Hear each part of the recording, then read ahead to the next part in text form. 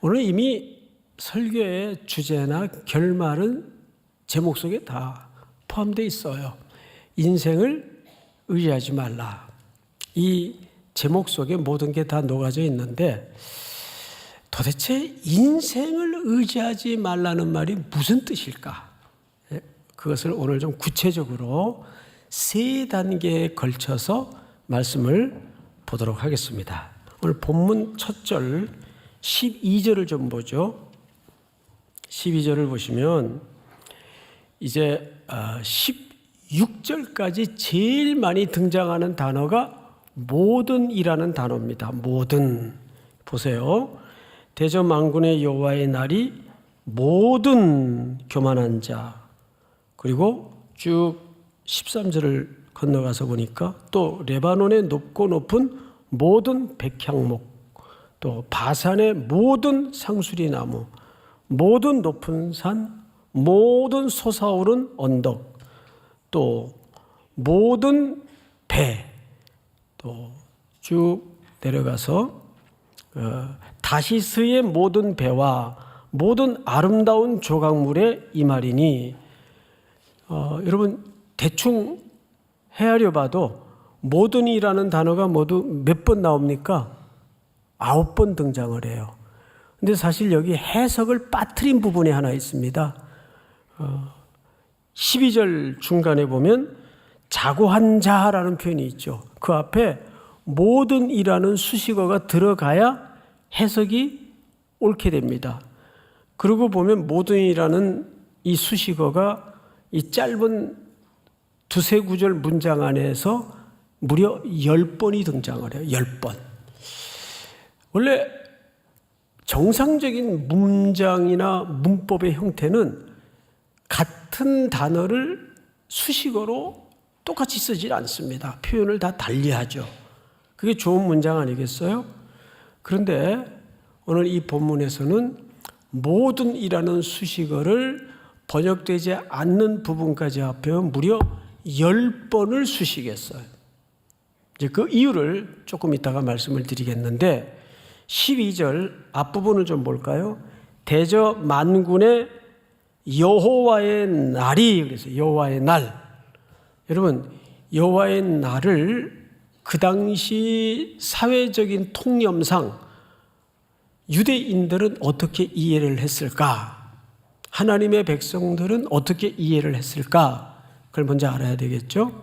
여호와의 날이라고 표현될 때는 반드시 그동안 눈물 졌던 시간들, 아팠던 힘겨운 세월들, 억울했던 모든 삶의 내용들이 전부 뒤집어지면서 하나님이 보상해 주는 날입니다.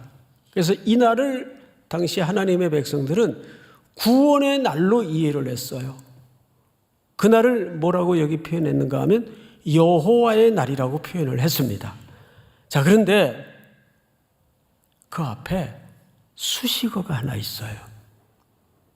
만군의 여호와의 날입니다. 그러면 이 만군이라는 표현은 어떤 군사적 개념이에요. 누구와 뭐 때문에 싸우시겠다는 하나님의 의지가 이 속에 담아져 있습니다. 그래서 여호와의 날 하면 이중적으로 해석이 돼요. 하나님의 때를 올곧게 기다려냈던 하나님의 백성들에게는 보상의 날이 되고 구원의 날이 돼요. 그런데 하나님을 무슨 이유이든 떠나 있었던 사람들에게는 유대인들이라도 그날은 응징의 날이 되고 심판의 날이 됩니다. 그런데 여기에 만군의라는 표현으로 봐서 이날은 누구인가 무시무시한 심판의 날로 설명이 되는 거예요. 그럼 누구에게 봤더니 자, 그 대상이 바로 나오죠. 모든 교만한 자와 거만한 자와 자고한 자에게 이 말이니. 자, 앞을 좀 보십시다. 여기 하나님이 지금부터 칼을 빼어들어서 만군의 여호와의 날에 임하실 것인데 교만한 자, 거만한 자, 자고한 자에게 임할 거란 말이에요. 그들과 싸울 거란 말이에요. 자, 그들은 어떤 사람들일까요? 바로 22절의 오늘 말씀의 제목처럼 너희는 인생을 의지하지 말라.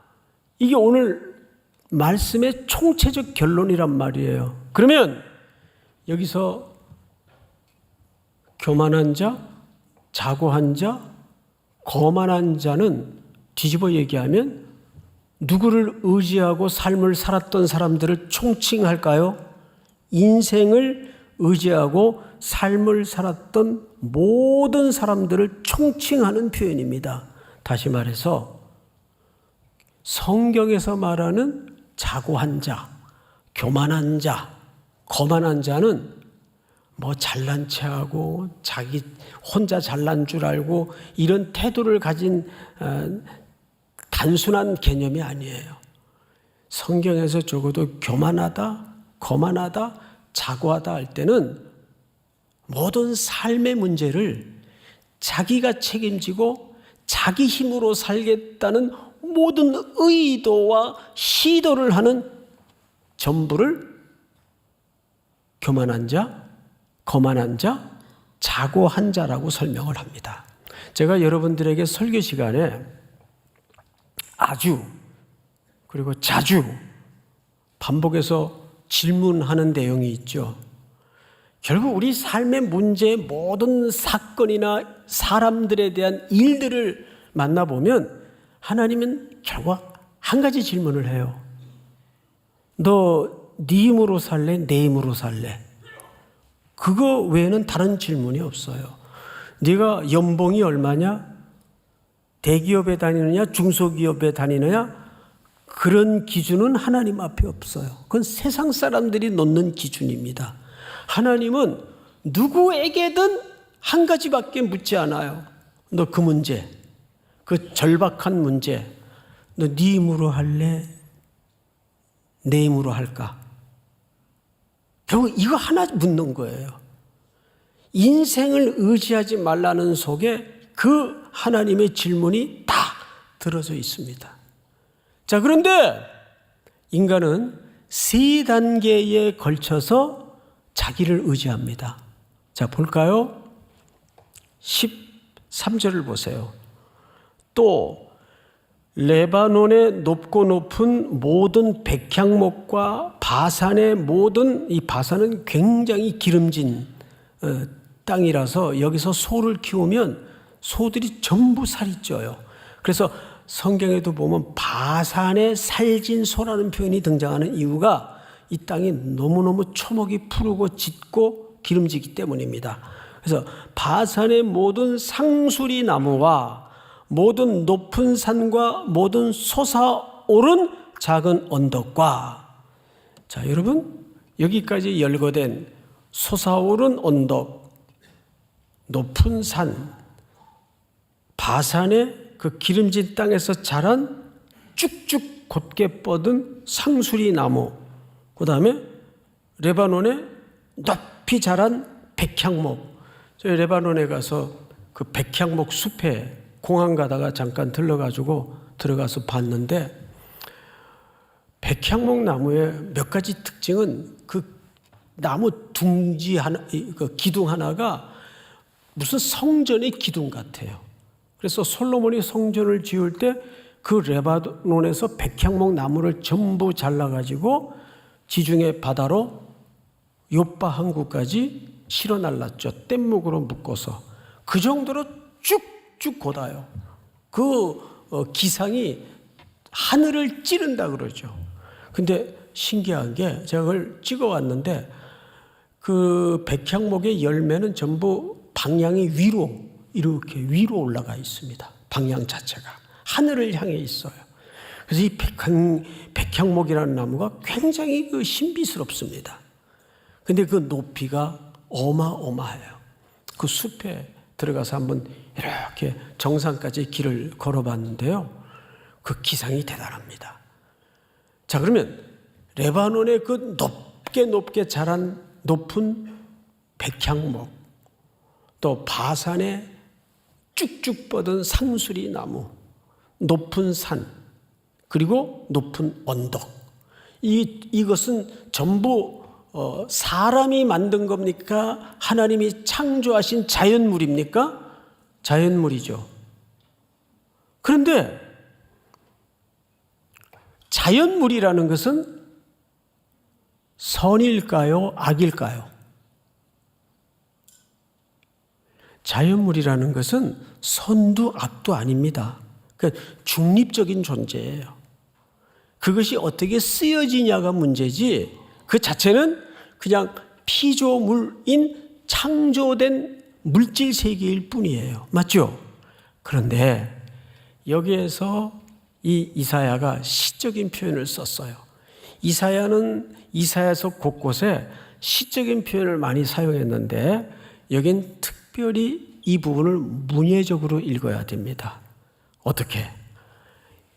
하나님의 창조된 피조물 가운데 주로 높은 것만 여기 열거했어요. 높은 산, 높은 언덕, 높은 나무, 높은 상수리, 백향목.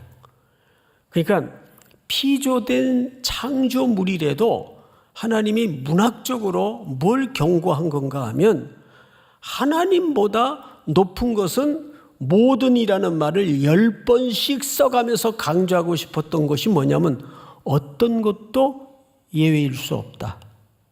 그 상징적인 메시지예요. 어떤 높은 것도 이 땅에서는 하나님보다 높은 것이어서는 안 돼요. 저 서초동에 가면 우리나라 그 권위의 상징적인 정부 기관이 하나 있죠. 어디죠? 대법원이에요. 근데 그 대법원이 그 카톨릭 성모병원에서 이렇게 언덕을 조금 올라가면 언덕 위에 대법원 건물이 위용을 자랑하면서 서 있어요. 근데 그 주변에는 어떤 원칙이 있는지 아세요? 저도 뭐 안 지가 얼마 안 되는데 대법원 건물보다 높은 게 있어서는 안 돼요. 건축물을 할 때. 그래서 그 얼마 전에 어느 교회가 설계를 했는데 그 대법원 건물보다 높이 설계를 해가지고 좀 이야기거리가 되었던 적이 있어요. 이게 하나의 상징적인 거죠. 그렇듯이 하나님이 여기서 레바논의 백향목, 그 높다 그 말이에요. 바산의 상수리 나무, 곧게 뻗은 나무라 그 말이에요. 그 다음에 높은 산, 높은 언덕, 어떤 것도 높이를 자랑하면서 이 땅에 그냥 중립적인 존재인 피조 세계를 통해서 어떤 것도 하나님보다 높아져서는 안 된다는 그림 언어로 그렇게 설명하는 거예요. 성경을 잘 보세요. 15절. 모든 높은 망대와 모든 견고한 성벽과. 자, 여러분, 망대와 성벽은 하나님이 만든 겁니까? 인간이 만든 겁니까? 인간이 만든 거예요. 첫째는 자연 세계를 통해서 어떤 것도 하나님보다 높아서는 안 된다고 메시지를 던졌고, 두 번째는 인간이 만든 구조물들이에요. 건물들이죠. 자, 성벽과 또 뭐라고 되어 있죠? 망대. 성벽과 망대라는 것은 하나의 도시를 이미 성을 쌓아서 형성하고 있다는 뜻이 됩니다. 그러면 이 땅에 인류의 역사 속에 이런 건축물들의 그 시작된 동기가 뭔가를 성경을 통해서 좀 봐야 될 텐데 우리 창세기 4장을 좀 띄워주세요. 제가 좀 읽겠습니다. 가인이 동생을 죽이죠. 살인자가 돼요. 그리고 하나님 앞에서 쫓겨납니다. 쫓겨서 어디로 갔는가 하면 에덴 동쪽 노 땅에 거주하더니, 에덴 동쪽 노 땅에 거주하더니 아내와 동침함에 그가 임신하여 에녹이라는 아들을 낳습니다. 아들을 낳은지라 가인이 뭐를 쌓았다고 돼 있어요? 성을 쌓았다고 돼 있어요. 자, 왜 성을 쌓았을까? 이걸 여러분들이 좀 이해하셔야 될 텐데, 그리고 그 성 이름을 누구 이름을 붙였어요? 아들 이름을 붙였어요. 에녹성이 됩니다. 이것은 인간의 본질적 심리를 좀 아셔야 돼요. 성을 쌓기 시작한 시점이 아들을 낳고서부터예요. 자, 아버지로서, 인간으로서 당연한 원초적 본능이 뭐냐 하면 후손을 번식하고자 하는 욕구가 인간은 누구나 있어요. 자, 그런데 어느 날 하나님이 에녹이라는 아들을 주셨는데 이 아들을 통해서 후손이 계속 이어지기를 바라고 또 자기의 남은 시간과 자녀들의 안위를 위해서 뭘 쌓기 시작했는가 하면 성을 쌓기 시작했어요. 누구도 이제는 우리 후손과 우리 집안을 함부로 공격하거나 우리 자손의 후계가 끊어지는 것에 대해서 이거는 우리가 책임지자. 우리가 보호를 하자. 그래서 뭘 쌓았다고요? 성을 쌓아요. 남자들도 마찬가지예요. 뭐 남자뿐이겠습니까? 사람은 똑같아요. 자기가 싱글로 있을 때는 별로 삶의 문제와 인생에 대해서 별로 책임이 그렇게 그 감각이 없어요. 그러다가 이제 딴딴따단 결혼을 하고 한 몸을 이루어서 자녀가 턱 생기면 갑자기 우선 남자들은 뭐가 밀려와요? 현실적인 책임감이 밀려와요. 그건 여성들도 더 오히려 어떤 의미에서는 강력한 본능이 일어날 겁니다. 우리 애들을 잘 키워야지. 우리 가정을 잘 보여야지. 그래서 남자들은 밖에 나가서 열심히 뛰고 봅니다. 말하자면 그런 어떤 원초적 본능이에요. 근데 그거를 가인은 뭘 시도했어요? 성을 쌓는 걸로 시도를 했어요. 우리가 이 일을 보호하자. 우리 집안이 더 이상 어떤 것에도 침해를 당하거나 계대가 끊어진 일이 벌어져서는 안 된다. 성을 쌓기 시작했어요. 그런데 인간의 패역을 하나님이 두고 볼 수가 없어서 이 땅에 홍수를 내립니다. 심판이 임하죠. 창세기 11장을 보세요. 또 말하되 자 성읍과 탑을 건설하여, 이제 홍수 이후입니다. 이제 남겨진 인류가 씨를 퍼뜨리면서 또 말하되 자 성읍과 탑을 건설하여 그 탑 꼭대기를 하늘에 닿게 하여 우리 이름을 내고, 이 첫 번째 동기에 우리 이름을 내고, 그러니까 우리의 이 혈통이 끊어지는 것을 막고자 하는 의도입니다. 우리 이름을 내고 온 지면에 흩어짐을 면하자 하였더니, 이것이 바벨탑을 쌓기 시작한 건설의 중요한 동기입니다.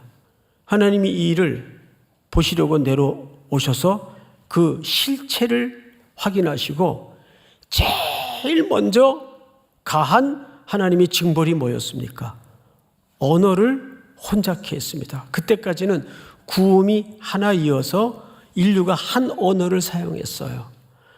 우리가 그렇게 영어 배우려고 엄청 돈을 쏟아붓지 않아도 됐을 뻔했는데, 이런 인간의 오만하고 교만한 의도를 담은 시도를 통해서 하나님이 첫 번째 언어를 흩어버렸습니다. 김씨, 그 망치 좀 갖다 줘. 그런데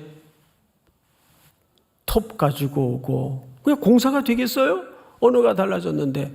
그래서 이 땅에 최초로 교회가 설립될 때 오순절 마가의 다락방에서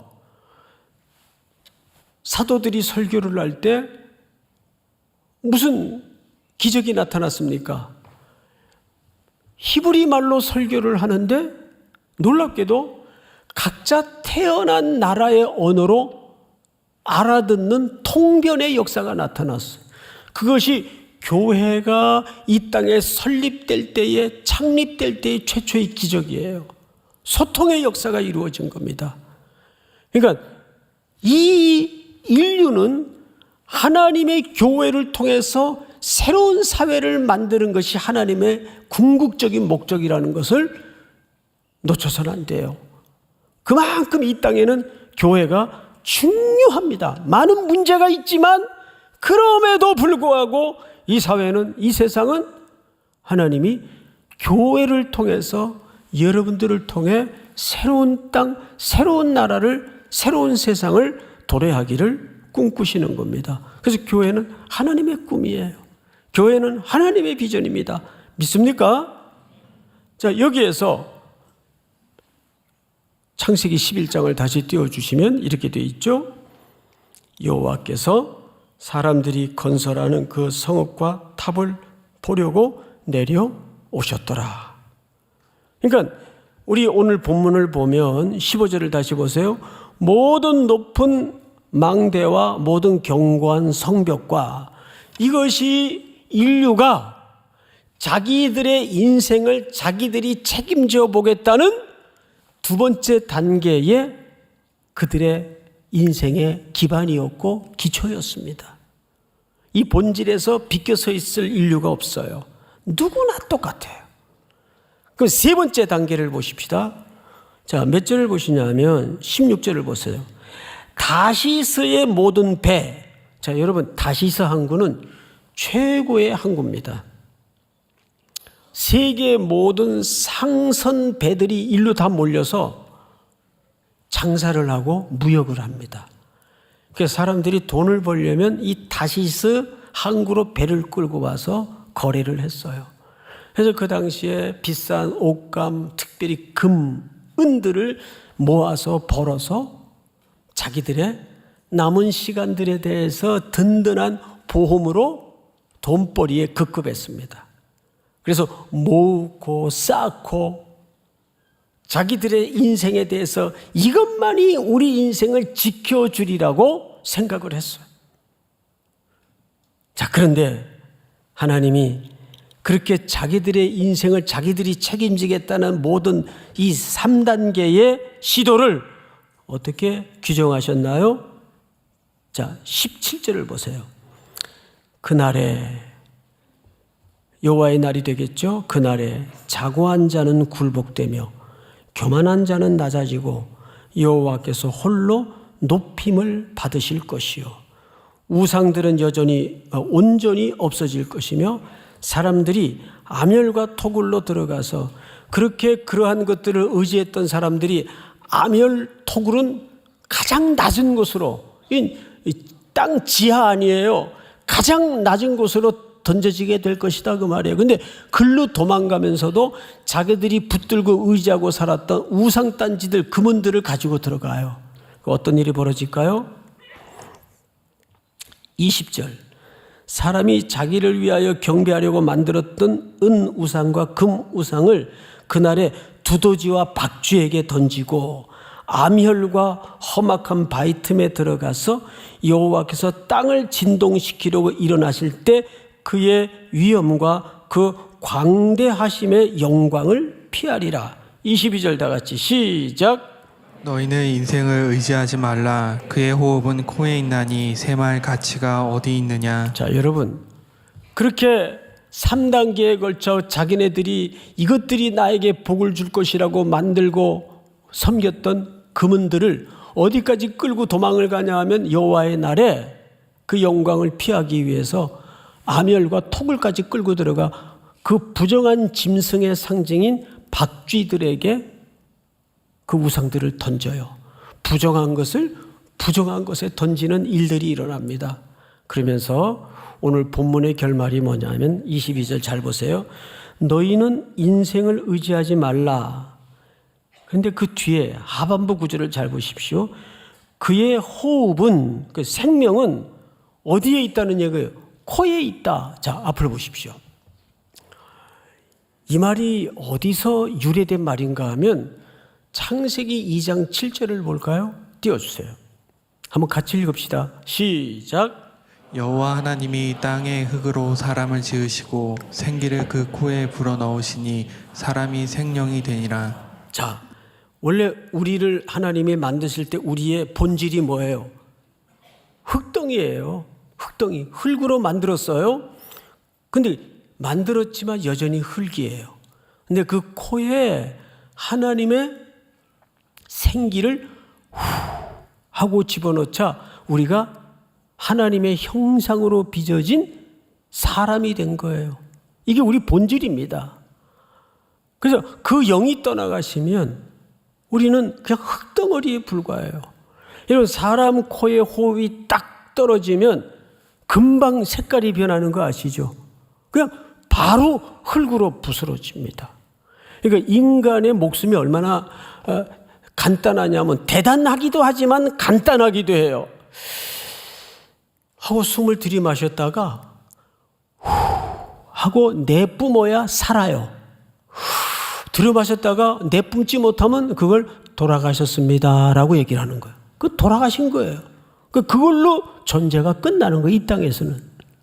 저는 수많은 죽음을 마주하면서 이 냉엄한 현실을 많이 경험했어요. 사람이 참 간단해요. 그래서 저도 이제 토요일 같은 때는 이제 설교 준비 늦게 하고 목양실에 딸린 방에서 잠깐 눈을 붙이거든요. 그 잘 때 가끔 무슨 생각을 하냐 하면 어쩌면 이 잠듦이 마지막 시간일 수도 있다. 그렇습니까? 안 그렇습니까? 주일날 예배 드리러 왔더니 목사님이 재수없는 소리 한다. 그런 의미, 이 현실을 얘기하는 거예요. 현실을. 예? 그럴 수 있잖아요. 그래서 이제 잠이 들어요. 그러면 여러분, 꼭 제 경우를 굳이 빌리지 않더라도 옆에 잠든 사람 한번 보세요. 메롱해도 몰라요. 예? 그건 뭐죠? 죽은 거긴 죽은 거. 앞에서 별 장난을 해도 몰라요. 죽은 거이 죽은 거. 그런데 아침에 하나님이 눈을 뜨게 해요. 그러면 오늘도 하나님이 내게 새 생명을 주셨구나. 그러면 그런 영적인 깨달음이 막 밀려오는 순간에 이부자리에서 일어나기 싫어가지고 꾸물럭거려요? 있을 수가 없는 일이에요, 그거는. 예? 그래서 저는 지금까지 한 번도 아침에 눈을 뜨면 이렇게 비비 꼬고 틀면서 일어난 적이 없어요. 벌떡 일어나요, 벌떡. 깜짝 놀래가지고, 아유, 하나님께서 오늘도 내게 새 날 주셨구나. 놀랄 일 아니에요? 예? 깜짝 놀랄 일이지. 얼른 일어나야지. 얼른. 어디 이불 속에서 꾸물럭거려요. 예? 내일부터 한번 생각해 보세요. 우리 삶에서 매일 반복되어 일어나는 이 사이클 가운데 영적으로 깊이 묵상을 해보면 신묘막측한 하나님의 메시지가 많습니다. 잠잘 땐 이제 오늘 네 수고가 다 했다. 쉬어라. 죽는 거예요, 그냥. 예? 잠들면 죽는 거예요, 그냥. 근데 또 아침에 하나님이 생명을 주셔서 눈을 뜨게 하고 내가 코에 호흡이 아직 있구나. 그런데 꾸물럭거려요? 벌떡 일어나야지, 벌떡 일어나야지. 그래서 돌아다니면서 놀더라도 그날이 얼마나 내 인생에 환희스러운 날입니까? 그래서 오늘 성경 기자가 뭐라 그래요? 호흡은 코에 있나니 새말 가치가 어디 있느냐? 그 새말 가치가 어디 있냐라는 질문은 뭐예요? 네 생명이 누구 손에 있냐 그 뜻이에요. 누구 손에 있어요? 하나님 손에 있어요. 그런데 우리가 자기를 믿고 자기가 벌어놓은 거 믿고 자기 그 직장을 믿고 이상하게 우리 기독교인들마저 이 인생에 대한 인간에 대한 이해와 가치가 너무 속상해요. 직장 없는 사람, 연봉 적은 사람 이런 사람들은 그냥 사회에 루저 취급당하는 이런 풍토에 크리스찬들이 똑같이 쫓아다녀요. 가끔 가다가 무슨 결혼정보회사 광고가 툭툭툭 자꾸 올라와요. 그래서 이게 뭔 내용이 뭔가 하고 제가 열어봤어요. 그래서 그 질문을 따라서 한 번씩 다 해봤어요. 아니 내가 무슨 딴 마음이 있어서 한 게 아니에요. 에? 그랬더니 거기 무슨 한우 등급처럼 뭐 등급이 매겨지더라고 그 끝에. 근데 그 등급의 모든 100%의 기초와 기준이 이 땅의 물량적인 기초예요. 어떻게 사람의 평가를, 연봉에 따라서 사람을 평가하냔 말이에요. 예? 못나면 못난 대로, 약하면 약한 대로, 그 존재 자체가 누구의 형상대로 지음받은 거예요? 하나님의 형상대로 지음받은 존귀한 인간인데 우리가 그 감각을 기독교인으로서 잃어버리면 안 돼요.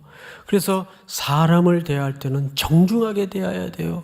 그게 여러분 그리스도인의 품격입니다. 예? 권위도 못 덤비는 게 뭔지 아세요? 어떤 사람은 세상에 막 쥐락펴락할 수 있는 권위를 갖고 있어요. 그래도 그 권위 가진 사람들이 함부로 못하는 게 품격을 갖춘 사람들을 함부로 못해요. 우리 그리스도인에게 그런 품격이 있어야 됩니다. 믿습니까? 그 배 타는 사람들 있죠? 또 해군들 있지 않습니까? 그분들이 이제 바다에 나가면 보통 짧아야 3개월, 길게는 6개월, 1년씩 있어요. 배에서. 그러면 이렇게 그 거친 바다를 항해하다 보면 반드시 피할 수 없이 만나는 게 뭐죠? 풍랑을 만나요. 막 정말 이 파도가 치면 배가 이렇게 서요. 파도 끝에. 이런 배 타봤어요? 안 타봤으면 말을 하지 마세요. 예? 저는 그런 배를 타보고 죽는 줄 알았어요, 한 번. 어쨌든 그렇게 막 배가 그 어마어마한 군함 같은 것들이 그냥 바다에 떠다니는 낙엽 마냥 그냥 막 이리저리 휩쓸릴 때 안에 모든 쇳덩어리들이 막 다 왔다 갔다 해요. 그러면 서랍 다 쏟아지죠. 막 배 안은 엉망이 되는 거예요. 그때 수병들이, 해군들이, 선원들이 할 수 있는 게 뭔지 아세요? 모르죠? 아무것도 없다는 거예요. 그 배 탄 사람들의 얘기예요. 그때 할 수 있는 게 아무것도 없대요. 딱 하나. 파도가 잠잠해지기를 기다리는 거. 그거 외엔 할 게 없대요. 제가 그 간증인지 뭔지 어디 그 영상을 보고는 그때 우리 그리스도인들은 우리의 그 닻을, 인생의 삶의 닻을 어디에 놔야 될까요? 예수 그리스도. 십자가의 사랑에 그 닻을 걸어야 돼요. 거기에 닷만 걸면, 믿음의 닻을 딱 걸면 세상에 어떤 풍랑이 내 인생을 뒤흔들고 곤두박질 시킬 것 같은 위경을 만나더라도 아무것도 염려하지 말라. 믿습니까? 아무것도 염려할 필요가 없어요. 그래서 성경에서 아무것도 염려하지 말라는 말이 365번 나와요. 그 약속이 매일매일 우리 속에 되새겨져야 된다는 메시지겠죠. 그때 우리가 할 수 있는 일은 주님을 의지하는 일이에요. 여기 인생을 의지하지 말라는 부정적인 결어로 오늘 본문이 잡혔지만 결국 뒤집어 얘기하면 누구만 의지할 수밖에 없다는 거죠? 하나님만, 그리스도의 십자가의 사랑만 우리가 의지할 수밖에 없다는 겁니다. 오늘 이 사보 예배에도 우리 청년들이 각가지 사연과 사정을 가지고 이 자리에 와서 어떤 청년은 막막한 마음으로 이거 어떻게 해야 되나, 이 일이 언제까지 이어질 건가, 정말 처절한 마음으로 앉은 분들이 계실 거예요. 아무것도 염려하지 마십시오. 오직 모든 일에 기도와 간구로 너희 구할 것을 감사함으로 하나님께 아뢰라. 왜 감사함으로 아뢰일까요? 그것을 선으로 내 인생에 결말을 주실 그 하나님을 믿기 때문에. 믿습니까? 감사함으로 하나님께 아뢰라. 그리하면 모든 지각에 뛰어난 하나님의 평강이 그리스도 예수 안에서 너희 마음과 생각을 지키시리라. 이 약속이 여러분들의 사는 날 동안 또 한 주에도 계속해서 견고한 믿음의 닻이 될 수 있기를 주의 이름으로 축원하고 축복합니다. 다 일어나십시다. 우리 찬송가 342장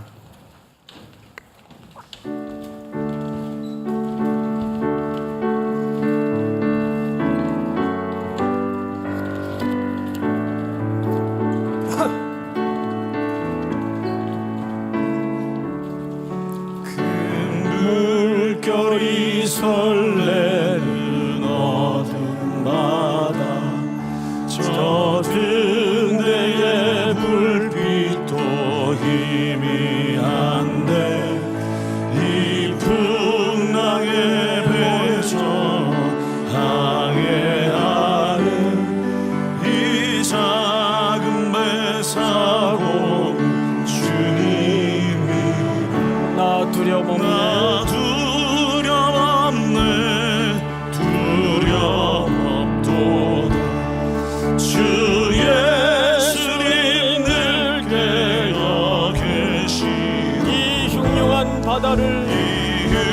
다 지나면 다 지나면 저 소망의 나라에 이르리라. 큰 풍랑이 배를 위협하며 저 깊은 물이 벌려 달려드나 이 바다에 노조 항해하는 이 작은 배 사고는 주님이야. 나 두렵네 두려움 없도다. 주 예수님 늘 깨어 계시도다. 이 유명한 바다를 다 지나면 저 소망의 나라에 이르리라. 큰 소리로 물결을 명하시며 이 바다는 고요히 잠자리라. 저 동력이 환하게 밝아올 때 나 주 함께 이 바다 건너가리. 나 두렵네 두려움 없도다. 주 예수님 늘 깨어 계시도다. 이 유명한 바다를 다 지나면 저 소망의 나라에 나 두려움 없네 두려움 없도다. 나 두려움 없네 두려움 없도다. 주 예수님 늘 주 깨어 계시도다. 예수님 늘 깨어 계시도다. 이 흉흉한 바다를 다 지나면 흉흉한 바다를 다 지나며 저 소망의 우리 3절만 오른손을 높이 들고 찬양하십시다.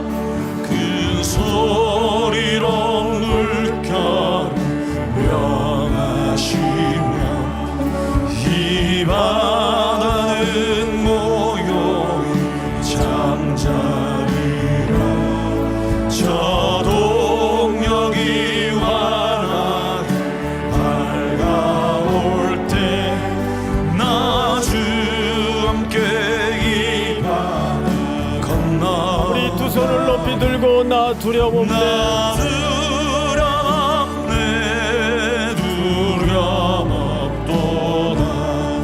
주 예수님 늘 깨어 계시도다. 이 유명한 바다를 다 지나며 저 소망의 나라에 이르리라.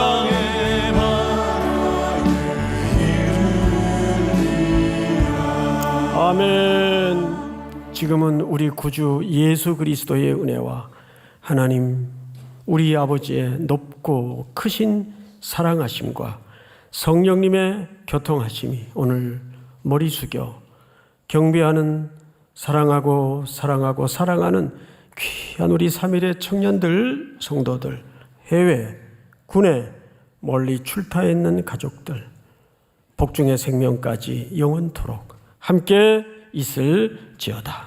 아멘.